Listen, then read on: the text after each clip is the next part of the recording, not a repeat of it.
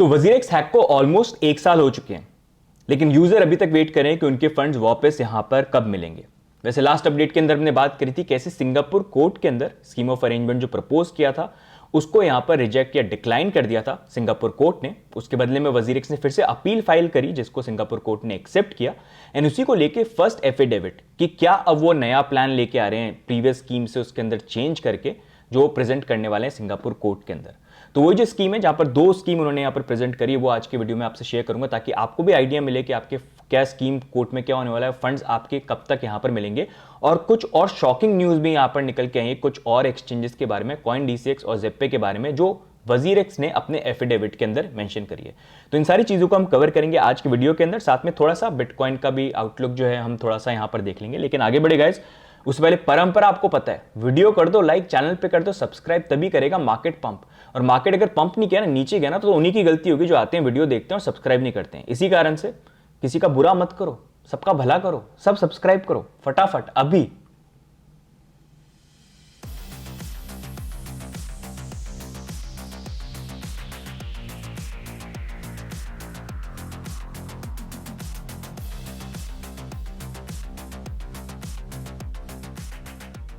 Okay guys, तो सबसे पहले हम स्टार्ट करते हैं बिटकॉइन के अपडेट के साथ, जहां पर मोर और लेस अभी जो एनालिसिस है वो सेम ही है जो मैंने लास्ट जो कल का वीडियो था वहां पर शेयर किया था।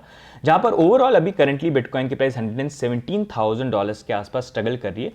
एट मैक्स अगर मतलब एक लेवल जो मैं थोड़ा सा देख सकता हूँ प्राइस वाइज, मतलब हल्का करेक्शन आया तो 113-14 का एक एरिया हो जाएगा probably, which I want to see कि वहां पर होल्ड करता है कि नहीं करता है। लेकिन अभी मेरे लिए ये डेली मूवमेंट से ज़्यादा इंपॉर्टेंट अभी ये बन जाता है कि हमारी वीकली कैंडल क्लोजिंग कैसी होगी। जैसे मैंने प्रीवियसली शेयर किया था कि जब भी ब्रेकआउट होता है तो वीकली में एक स्ट्रॉन्ग कैंडल क्लोजिंग हमको देखने को मिलनी चाहिए। जो एक चीज़ हमको यहाँ पर देखने को मिली थी जब नवंबर का ब्रेकआउट हुआ था, जब हम यहाँ पर $70,000 के ऊपर गए थे, तो वही सेम चीज़ जो अगर प्राइस थोड़ा सा नीचे जाती भी है 1314 पे, ओवरऑल एक हेल्दी वीकली कैंडल यहाँ पर क्लोज हो तो वो बेटर रहेगी। तो अभी वीकेंड का टाइम है, मंडे को जब ओपनिंग होगी तो एक बेटर आइडिया यहाँ पर मिल जाएगा। तो आप Monday early morning 5:30 volatility expect कर सकते हो थोड़ा सा। Plus lot of things are also happening in US, जैसे एफओएमसी के जो जेरोमी पावेल है उनकी भी न्यूज़ आ रही कि प्रॉब्ली कंसिडर कर रहे हैं रिजाइन करने का, और मतलब पुश किया जा रहा है। जैसे मैं बोल चुका हूँ कि जैसे एफओएमसी इंटरेस्ट रेट रिड्यूस करेगा तो वो और बेटर पुश करेगा। पहला यहाँ पर ये बिल पास होना था जो ऑलरेडी हो चुका है, एंड क्यों करेगा वो ऑलरेडी मैं कवर कर चुका हूँ, राइट। तो उसको लेके I will make a separate video जो और आपको डिटेल में एक्सप्लेन करेगा प्रॉब्ली टुमारो और मे बी ऑन मंडे, जहाँ पर हम बात यहाँ पर करेंगे। बाकी नेक्स्ट मूविंग ऑन अगर हम बात करेंगे ऑल्ट कॉइन्स को लेके, तो ऑल्ट कॉइन्स को लेके यहाँ पर करंटली 65% का जो डोमिनेंस है वहाँ से तो डोमिनेंस अभी करंटली फॉल कर रही है। लेकिन अभी ये जो टाइम है, अगर यहाँ पर बिटकॉइन की प्राइस के अंदर हल्का सा करेक्शन आता है ना, तो कल मैंने आपको कुछ ऑल्ट कॉइन्स दिए थे और उनके एरियाज दिए थे कि अगर करेक्शन है कौन से जोन है जहाँ से आप देख सकते हो। तो अगर आपने नहीं देखा है आप उनको एक बार देख लेना और वो एरियाज देख लेना, उनके आसपास थोड़ी सी प्राइस आने की पॉसिबिलिटी हो रही है। ऑलरेडी करेक्शन जब से मैंने बोला था वहाँ से थोड़ा सा स्टार्ट हो चुका है वो, तो वो एरियाज आप देख सकते हो, लेकिन अपना स्टॉप लॉस लगा के करना। लेकिन एक बेटर जो अपडेट है मार्केट के ऊपर वो मैं आपको दूंगा मंडे को। मैं अभी ये है कि मैंने जो कल आपको ऑर्डर दिया उनमें थोड़ी सी ट्रेड देखूंगा अगर वहां पर आती हैं तो, नहीं तो मोर और लेस सैटरडे संडे में थोड़ा वेट करना चाहता हूं, क्योंकि मेरे लिए अभी ये वीकली कैंडल थोड़ी सी इंपॉर्टेंट है, जो वैसे अच्छी होनी चाहिए। मेरा स्पेकुलेशन तो बेसिकली यही है। बाकी मंडे को देखते हैं यहाँ पर क्या होता है, and rest of the updates I will share with you guys. अब यहीं पर गाइस नेक्स्ट मूविंग ऑन हम मूव करते हैं यहाँ पर वजीरेक्स के अपडेट के ऊपर। लेकिन उससे पहले गाइस देखो, मार्केट में अगर करेक्शन नहीं चाहिए तो पहले ही बता दिया मैंने, सब्सक्राइब कर लो। और साथ में मार्केट अगर सुपर पंप चाहिए तो नोटिफिकेशन में ऑल का जो बटन है ना ये दबा देना, ताकि जैसी वीडियो डालूं आपके पास अपडेट फटाफट आ जाए। साथ में गाइस नेक्स्ट 5-6 मंथ्स जैसा मैं बोल रहा था यही इंपॉर्टेंट टाइम होने वाला है बिटकॉइन और सारी चीज़ों के लिए, मार्केट के लिए। तो मार्केट में अगर अपडेटेड नहीं रहोगे तो बहुत सारी चीज़ें मिस आउट कर सकते हो। तो उसके लिए आप हमारी क्रिप्टो इंडिया की हवेली के निवासी बन सकते हो। यहाँ पर आधार कार्ड भी लगाने की जरूरत नहीं है, फ्री में आप सबके लिए वेलकम है। लाइफ में कितने बिजी हो डोंट वरी, ये टेलीग्राम ओपन करो, सारे मार्केट के अपडेट्स मिल जाएंगे। यूएस में क्या हो रहा है, बाकी कंट्रीज में क्या हो रहा है, you will find everything here. तो ज्वाइन कर लो, हवेली के निवासी आप बन जाओ। अब ये पर नेक्स्ट मूविंग ऑन हम बात करते हैं वजीरेक्स के बारे में। तो आपको रिकैप थोड़ा सा देता हूं। लास्ट टाइम इनकी जब कोर्ट हियरिंग हुई थी सिंगापुर के अंदर, तो एक तरह से फाइनल कोर्ट हियरिंग थी जहां पर स्कीम ऑफ अरेंजमेंट पास होने की बात यहां पर होने वाली थी। लेकिन इन द एंड हुआ यह कि यहाँ पर वजीरेक्स जैसे वो स्टार्टिंग से चीज़ें छुपाते आए हैं, वैसी एक और चीज़ इन्होंने फिर से छुपाई। यूजर्स हमसे तो छुपाते हैं, यूजर्स से वो बात तो अलग ही है, कोर्ट से भी छुपाई, जो बाद में उन्होंने रिवील करी कि वजीरेक्स यहाँ पर प्लान ये कर रहा था कि जेटाई के थ्रू वो वहाँ पर एक उन्होंने पनामा के अंदर एक कंपनी रजिस्टर करी है, जेंसुई करके, जो मार्च फरवरी के अराउंड ही कर ली थी इस साल में। और वो प्लान कर रहे थे कि स्कीम ऑफ अरेंजमेंट पास हो जाएगा तो जेटाई से सारी चीजें मूव करके जेंसुई में पनामा वाली कंपनी के नीचे ले जाएंगे और फिर वो आगे देखेगा कैसे डिस्ट्रीब्यूट करना है या फिर जो भी डिस्ट्रीब्यूशन करना है वो करेगा। तो इसको लेके कोर्ट हैप्पी नहीं था, बोलता है कि एक तो चीज छुपाई कि ये सही नहीं है, तो बोला कि भाई एक तो तुम जो है तुम्हारे पास कोई मतलब लाइसेंस ही नहीं है। जेटाई को अगर आप देखोगे तो जेटाई के पास रजिस्टर्ड कंपनी है, लेकिन सिंगापुर के अंदर भी डिजिटल एसेट्स का लाइसेंस लेना जरूरी होता है, तो वो डिजिटल एसेट्स का लाइसेंस जो वो भी उनके पास नहीं है। फिर अगर इंडिया में देखेंगे तो जेटाई के पास इंडिया में भी लाइसेंस नहीं है, और फिर पनामा में जेंसुई है तो उसके पास भी लाइसेंस है क्या, नहीं है। तो उन्होंने बोला कि कहीं पर भी लाइसेंस नहीं है और तुम ऐसे ही मूव कर लोगे, बोले ऐसे थोड़ी ना होता है। बोला कि नहीं ऐसे चल जाएगा, हो जाएगा। तो एंड में उन्होंने बोल दिया कि नहीं भाई तुम जाओ यहाँ पर, ये अभी करंट स्कीम जिस फॉर्मेट में उसको तो हम एक्सेप्ट नहीं कर सकते, इसको हम यहाँ पर डिक्लाइन करते हैं। तो उसी को लेके यहाँ पर फिर वजीरेक्स ने क्या किया, वजीरेक्स ने अपील करा और अपील करके ये बोला कि हम नया जो कुछ स्कीम है वो आपको प्रेजेंट करेंगे। तो कोर्ट ने बोला ठीक है आप यहाँ पर उसको जो है शेयर करो। तो उसको लेके वजीरेक्स ने 2 स्कीम को प्रेजेंट यहाँ पर किया। लेकिन मैं आपको ये एक्सप्लेन करूं क्योंकि बहुत सारी कंपनीज या नेम्स एंटिटीज यहाँ पर इन्वॉल्व हो गई, तो थोड़ा सा आपको ब्रेकडाउन देता हूं कंपनी का भी कि किस तरह से पूरा ये वजीरेक्स का जो पूरा माया जाल है इतनी कंपनीज का वो कैसे चल रहा था। तो 2018 के अंदर अगर आप देखोगे वजीरेक्स जब था तो उस टाइम पे एक ही एंटिटी थी जो रजिस्टर्ड थी। वजीरेक्स तो मतलब नाम हो गया प्लेटफॉर्म का, लेकिन जो कंपनी उसको चला रही थी वो है जेनमाई लैब्स, जो बेसिकली यूजर की आईएनआर और क्रिप्टो दोनों हैंडल करती थी। तो जेनमाई जो है वही क्रिप्टो को यहां पर हैंडल करती थी। अब अगर आप देखोगे 2019 के अंदर ये टाइम था बहुत बुरा क्रिप्टो के अंदर, मतलब ये आरबीआई बैंकिंग बैन था, फिर एक बिल आ गया था जो क्रिप्टो को कंप्लीटली बैन करने वाला था इंडिया में, और मार्केट भी बहुत ही बुरा चल रहा था। तो ऐसी सिचुएशन थी कि पता नहीं था आगे फ्यूचर में क्या होगा इंडिया के अंदर क्रिप्टो। अभी तो सिचुएशन बहुत डिफरेंट हुई, उस टाइम पे देखोगे तो बहुत ही डिप्रेसिंग सिचुएशन वो थी। इसी कारण से उस टाइम पे जो लोग स्टक थे, रिस्पेक्ट टू देम, ढीट्स सारे के सारे, राइट। तो अगर आप देखोगे उस टाइम पे हुआ क्या कि वजीरेक्स को क्योंकि वो दिखा कि उस टाइम पे मार्केट इतना अच्छा नहीं था, तो they wanted to sell their exchange. तो उन्होंने यहाँ पर अपना एक्सचेंज जो है वो बाइनेंस के साथ इनकी डील यहाँ पर स्टार्ट हुई। अब जब ये डील स्टार्ट हुई तो बेसिकली ये था कि जब डील होती है तो डील के बाद कुछ प्रोसेस रहते हैं कि मतलब एक्विजिशन को लेकर धीरे धीरे टेक्नोलॉजी ट्रांसफर होती है, एक्सचेंज ट्रांसफर होता है, तो over a period of time धीरे धीरे करके चीजें ट्रांसफर यहाँ पर हो जाती हैं।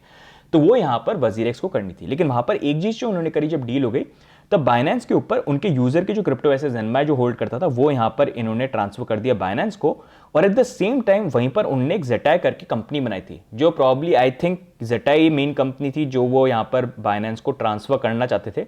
लेकिन हुआ ये कि वजीरेक्स जो है उसने कभी भी अपनी डील को कंप्लीट नहीं किया। उसका बहुत बड़ा रीजन ये था 2019 जब उन्होंने बेचा तो मार्केट की सिचुएशन बहुत बुरी थी। In fact there was some statement जहां पर उन्होंने बोला कि मार्केट कंडीशन बुरी है, हमारे एम्प्लॉयज को बचाने के लिए हमारे लिए बेस्ट तरीका यह था अपने एक्सचेंज को हम सेल कर दें किसी और को।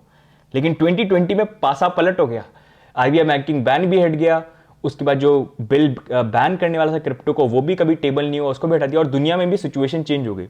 तो एकदम से 2020 में आई थिंक प्रॉब्ली ये रियलाइजेशन हुआ होगा वजीरेक्स की टीम को कि यार बहुत सस्ते में एक्सचेंज को भेज दिया। एंड उसी चीज को लेके फिर डील कहीं ना कहीं फॉलो आउट हो गई, जहां पर चीजें जो ट्रांसफर करनी थी वो बाइनेंस ने बोला हमको करा ही नहीं इन्होंने कभी। तो खरीदना तो हम चाहते थे, डील तो स्टार्ट हुई थी, लेकिन कंप्लीट तब होगी ना जब सारी चीजें देंगे, तो इन्होंने हमको कभी दिया ही नहीं। तो ये चीज जो थी सामने निकल के कब आई, वैसे बैकग्राउंड में चल रहा था, लेकिन सामने कब निकल के आई 2022 के अंदर, जहां पर ईडी ने नोटिस यहां पर सेंड कर दिया था वजीरेक्स वालों को कि भाई यहाँ पर आपके कुछ स्कैम वैम हो रहे थे लोन एप्लीकेशन को लेके इंडिया में, वहां से क्रिप्टो वजीरेक्स पे आ रहे थे, वजीरेक्स से बाइनेंस के थ्रू बाहर जा रहे थे, इंडिया से बाहर पैसा जा रहा था। तो उसी के ऊपर इन्वेस्टिगेशन आ गई थी और वहां पर वजीरेक्स ने नाम ले दिया था कि नहीं बाइनेंस हैंडल करता है क्रिप्टो, उनके पास है क्रिप्टो और ये वो लेके। तो तभी बाइनेंस ने अनाउंसमेंट कर दिया कि हमारी तो डील कभी कंप्लीट ही नहीं हुई, तो जो भी हो रहा है सारी चीजें उसकी रिस्पॉन्सिबिलिटी जेनमाई के ऊपर, निश्चल के ऊपर, इन सब के ऊपर आती है, हमारा कुछ लेना देना नहीं है, हम तो तब करेंगे ना जब हमारे पास कंट्रोल यहां पर आएगा। तो ये एक ड्रामा था। तो वहां पर बाइनेंस ने बोल दिया नो भाई बाय बाय, फ्रेंडशिप जो फ्रेंडशिप एंडेड, राइट, दोस्ती खत्म यहाँ पर। तो तब क्या हुआ उसके बाद फिर यहाँ पर जो जेटाई फर्म जो आइडली आई थिंक इनको ट्रांसफर करनी थी बाइनेंस को, तो इन्होंने ये जो क्रिप्टो थे, बाइनेंस ने ये भी बोला यूजर के क्रिप्टो जो हमको नहीं रखने हमारे पास, तुम अपने पास ही ले जाओ, तुम ही हैंडल करो सब कुछ। तो वो क्रिप्टो जो है फिर यहाँ पर जो वजीरेक्स है, वजीरेक्स ने जेटाई के ऊपर होल्ड कर लिया। एंड इंपॉर्टेंट चीज ये कि जब वजीरेक्स ने ये किया, लोगों को तो ये बोला कि डोंट वरी हम सेफ रखेंगे आपके क्रिप्टो, डोंट वरी हमने मैनेज किया हुआ, बाइनेंस ने दे दिया, हमारे पास आ गए। लेकिन कभी ये बताया नहीं है कि क्रिप्टो जो है जेटाई होल्ड कर रहा है या फिर कौन सी एंटिटी होल्ड कर रही है, वो कभी रिवील नहीं किया जब तक ये हैक का केस नहीं हुआ। तो ये दैट ऑल्सो शोज कि कैसे ट्रांसपेरेंसी मैटर करती है, जो वजीरेक्स स्टार्टिंग से कहीं ना कहीं फेल करता हुआ आया था, राइट। अब यहाँ पर क्रिप्टो जो है जेटाई के पास आ गया, और फिर जेटाई जो था यहाँ पर होल्ड कर रहा था, तो जेनमाई जो है इंडिया के अंदर एफआईयू रजिस्टर्ड भी हो गया था, वो आईएनआर होल्ड कर रहा है। लेकिन जब क्रिप्टो की बात आती है तो वो जेटाई यहां पर होल्ड कर रहा था, जो इंडिया के अंदर रजिस्टर्ड नहीं है, बेसिकली ना एफआईयू लाइसेंस है उनके पास, सिर्फ इंडिया सिंगापुर के अंदर एज अ कंपनी वो रजिस्टर्ड था। और जब ये हैक हुआ उसके जेटाई का नाम सामने निकल गया, जहां पर उन्होंने बोला कि जेटाई क्रिप्टो हैंडल करता है, तो वो अब जो है इस स्कीम ऑफ अरेंजमेंट को आगे पुश करेगा। ठीक है, अब आप समझ गए पूरा ये जो महाभारत थी ये पूरी की पूरी। तो अब इससे नेक्स्ट मूविंग ऑन हम बात करते हैं।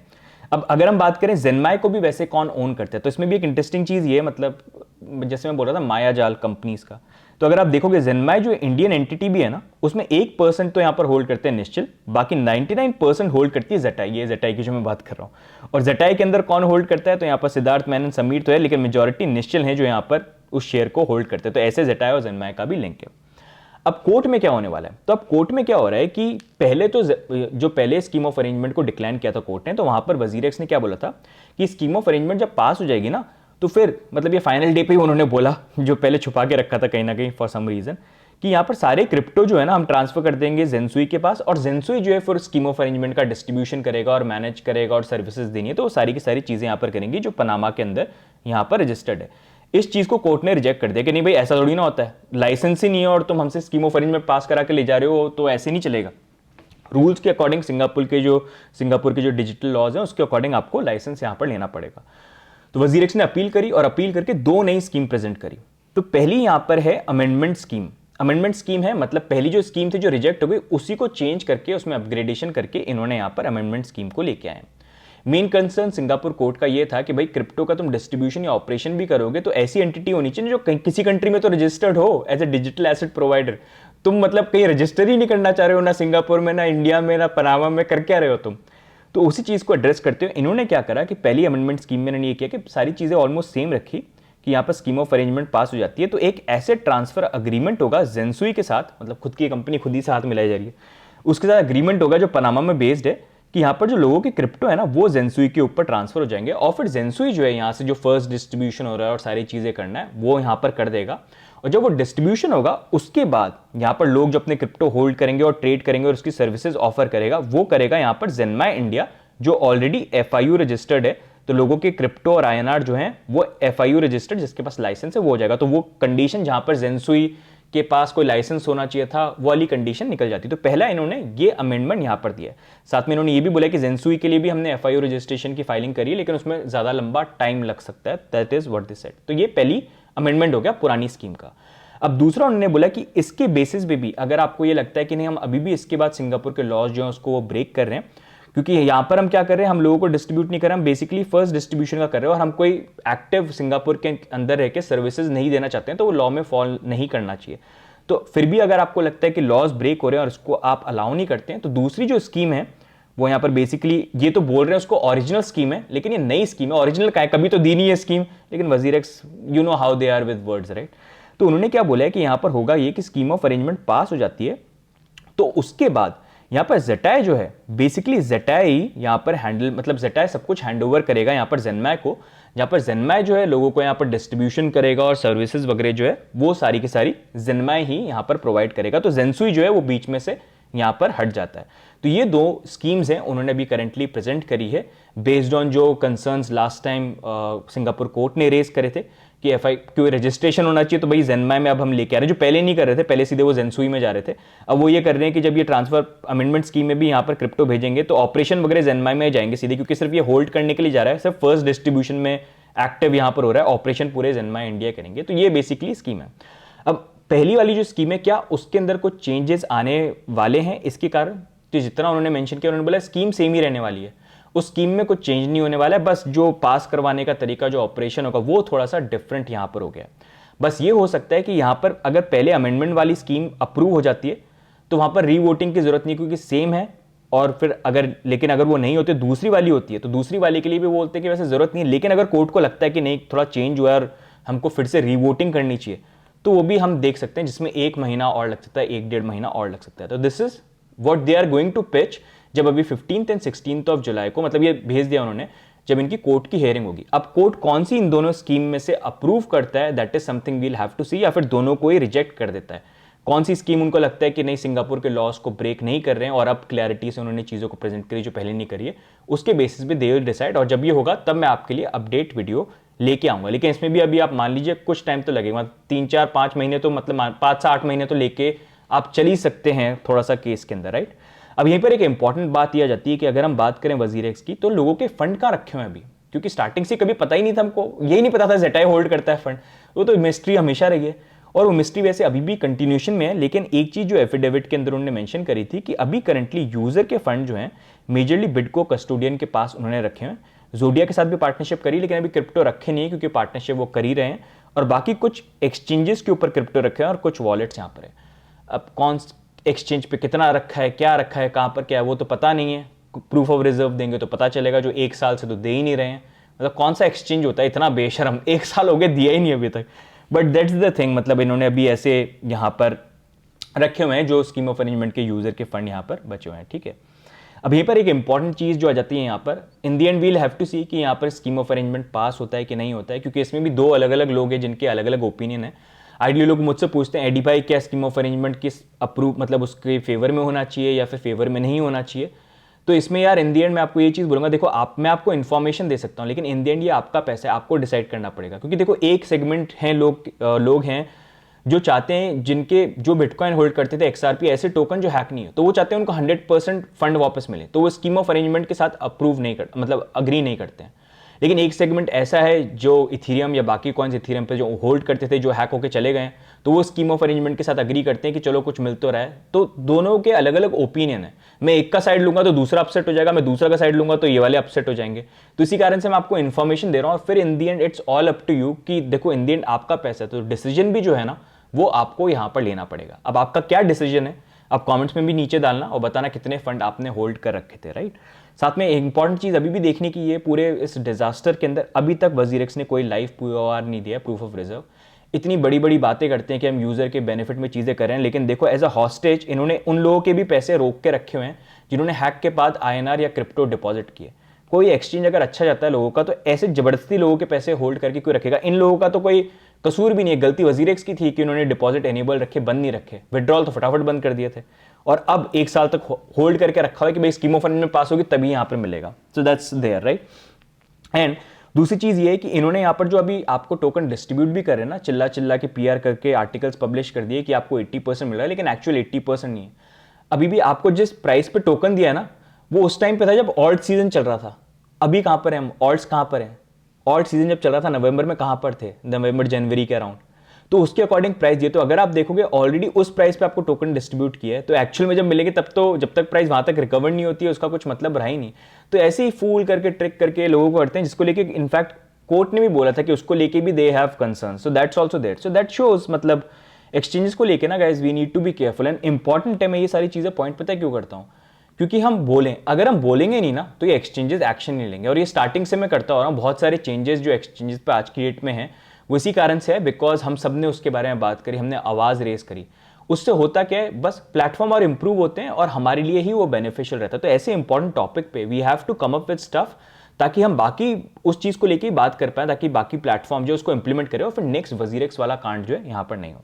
अब इसमें एक और इंपॉर्टेंट चीज जो लेके इस पूरे केस के अंदर ये तो समझ में आ गया कि भाई इंडियन एक्सचेंजेस जो हैं उसमें आपको ये ध्यान रखना है कि इंडियन एक्सचेंजेस क्रिप्टो और INR जो है वो अपनी इंडियन एंटिटी के अंदर होल्ड करे, FIU के अंदर। नहीं तो कल को वो भी वजीरेक्स की तरह यही करेंगे, सिंगापुर में घुमाएंगे और बाकी जगह घुमाएंगे। इसको लेके we have also raise concern in the past. But इसी चीज को लेके एक शॉकिंग न्यूज जो आई है एफिडेविट में जो मेंशन करी है, निश्चल ने यहाँ पर मेंशन किया CoinDCX को, जहां पर उन्होंने बोला कि CoinDCX जो है वो भी एक चीज यहां पर करा था कि फरवरी 2025 तक CoinDCX की 2 एंटिटी थी। एक तो यहां पर इंडिया बेस्ड एंटिटी और दूसरी इनकी जो एंटिटी थी लिथुआनिया बेस्ड एंटिटी थी, दूसरी कंट्री में बाहर। तो इंडिया बेस्ड एंटिटी में बेसिकली वो INR रखते होंगे और जो बाहर की लिथुआनिया वाली जो कंपनी उसके ऊपर वो क्रिप्टो रखते थे फरवरी 2025 तक। लेकिन मार्च 2025 में अब उन्होंने क्रिप्टो जो है इंडियन एंटिटी के अंदर मूव कर दिया। तो मतलब CoinDCX भी अपने क्रिप्टो जो थे, लोगों के यूजर के फंड जो थे वो बाहर की किसी एंटिटी में रखते थे, लेकिन मार्च 2025 में उन्होंने यहां पर उसको मूव कर दिया। चलिए अच्छा फाइनली मूव कर दिया, लेकिन इसमें एक चीज जो कॉन्ट्रडिक्ट कर जाती है। अब यहां पर सच कौन बोल रहा है, कौन झूठ बोल रहा है, क्योंकि अगर आप देखेंगे इस चीज को लेके वी ऑल्सो रेस्ड कंसर्न, पास में भी बहुत लोगों ने भी उठाया था। तब CoinDCX की तरफ से एक क्लैरिफिकेशन आया था कि CoinDCX की एक एंटिटी है जो इंडिया के अंदर रजिस्टर्ड है, जो FIU के साथ रजिस्टर्ड है, और वही एंटिटी है जो यहां पर यूजर के INR और क्रिप्टो होल्ड करते हैं। ये क्लैरिफिकेशन कब दिया था? 3 सितंबर 2024 को। तो अगर 3 सितंबर 2024 को INR crypto Indian entity FIU registered ही होल्ड करती थी, तो फिर यहां पर वजीरेक्स वाले ये क्यों बोल रहे हैं कि फरवरी 2025 तक वो क्रिप्टो बाहर की एंटिटी में रखते थे, मार्च 2025 में मूव किया है। तो यहां पर सच कौन बोल रहा है, झूठ कौन बोल रहा है, उसका आंसर तभी मिलेगा जब क्लैरिटी मिलती है कॉइन DCX की तरफ से। मैंने वैसे उनको टैग करके पोस्ट भी डाला सो दैट दे रिप्लाई। मतलब दिस इज ऑल्सो शॉकिंग, मतलब आई डेंट थिंक कि ऐसा होगा, but this something also which came out. साथ में एक और एक्सचेंज है जेप्पे को लेके भी उन्होंने मेंशन किया कि जेप्पे को अगर आप देखेंगे तो जेप्पे भी जो है यहाँ पर उनकी ऑस्ट्रेलियन बेस्ड एंटिटी है, जिसके ऊपर वो लोगों के क्रिप्टो अभी भी यहाँ पर हॉडल करते हैं। मतलब वो इंडिया के अंदर FIU रजिस्टर्ड एंटिटी के पास लोगों के फंड होल्ड ही नहीं करते हैं।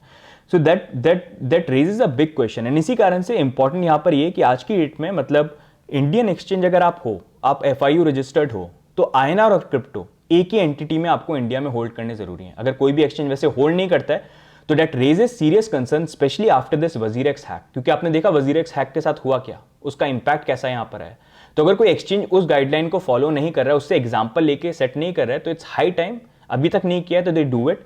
एंड इसी को लेके मतलब I was going to post this, लेकिन आप लोगों के साथ ही मैं यहाँ पर पोस्ट करूंगा ताकि आप लोग भी इसको यहाँ पर देख ले कि यहाँ पर मैं इसको पोस्ट कर रहा हूँ, ये ट्वीट डाल रहा हूँ, उसका लिंक भी नीचे डाल दूंगा। आप भी इसको लाइक, रीट्वीट एंड शेयर करना, टैग एक्सचेंजेस, ताकि वो भी उसके ऊपर आंसर दें कि भाई INR और क्रिप्टो इंडिया FIU एंटिटी के साथ रजिस्टर्ड वाली के साथ रखिए कि नहीं रखिए। इसको लेके सारे इंडियन एक्सचेंजेस जो हैं उनसे आप ये क्लैरिटी मांगिए, क्योंकि ये काफ़ी ज़्यादा इंपॉर्टेंट फैक्टर जो है अभी यहाँ पर बन गया है। अभी मैंने वैसे पोस्ट यहाँ पर कर दिया है। तो गाइज अभी के लिए ओवरऑल यही अपडेट है। I wanted to do a longer video on WazirX ताकि आप लोगों को क्लियर आइडिया मिल जाए यहाँ सारी चीज़ों को लेके। आई होप क्लैरिटी आपको मिल गई होगी। बाकी अभी भी यहाँ पर फंड्स कब डिस्ट्रीब्यूट होंगे उसको लेके डेट तो यहाँ पर नहीं बोल सकता, रफ में बोल सकता हूँ 5 से 8 महीने भी हो सकते हैं, उससे ज़्यादा भी हो सकते हैं, लेकिन सब डिपेंड करेगा 15 और 16 जुलाई को जब ये हियरिंग होगी तो सिंगापुर कोर्ट में क्या होता है, क्या स्कीम अप्रूव होती है या फिर वो उसको रिजेक्ट ही कर देते हैं, और रिजेक्ट करने के बाद हो सकता है लिक्विडेशन में जाने का प्रोबेबिलिटी फिर वही रहे ऑप्शन वजीरेक्स के पास, आई डोंट नो। बट जब वो होगा 15-16 को तभी एक बेटर आइडिया मिलेगा, और तब जब भी वो होता है I will try to bring update for you. अगर आपको ये कुछ इन्फॉर्मेशन यूजफुल लगी हो, कुछ क्वेश्चंस आपके आंसर हुए हो, तो लाइक जरूर कर दीजिएगा, सब्सक्राइब जरूर कर दीजिएगा, and also share with your friends जो वजीरेक्स के हैक के साथ यहाँ पर इंपैक्टेड है। बाकी इंपॉर्टेंट अपडेट जब भी आएगी we will bring the video for you. Starting से कर रहे हैं, आगे भी करते रहेंगे as I have promise since the start. जब होगा तब I will share with you guys. तो आज की वीडियो में गाइस इतना ही, बाकी मिलते हैं हम नेक्स्ट वीडियो में। तब तक के लिए bye and take care, see you guys, bye bye. Subscribe कर देना, बिटकॉइन तो डंप हो जाएगा, बता रहा हूँ पहले।